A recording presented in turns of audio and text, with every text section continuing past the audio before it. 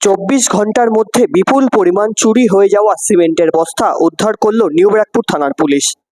New Barrackpore পৌরসভার ২ নম্বর ওয়ার্ডে কালীবাড়ি এলাকা থেকে বিপুল পরিমাণ সিমেন্টের বস্তা চুরি করে নিয়ে যায় দুষ্কৃতীরা। অভিযোগের ভিত্তিতে তদন্তে নামে নিউ ব্যারাকপুর থানার পুলিশ। সিসিটিভি ফুটেজে দেখা যায় ছোট হাতি গাড়িতে করে ওই বিপুল পরিমাণ সিমেন্টের বস্তা নিয়ে পালাচ্ছিল দুষ্কৃতীরা।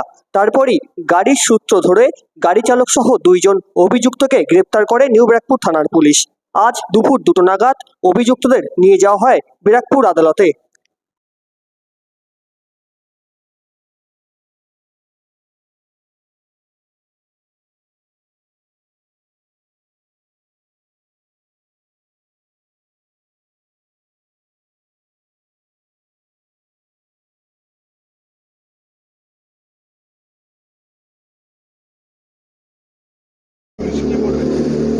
ধন্যবাদ জানাই নিউ ব্যারাকপুর থানা টোটাল অফিসারদেরকে আমরা ধন্যবাদ জানাই।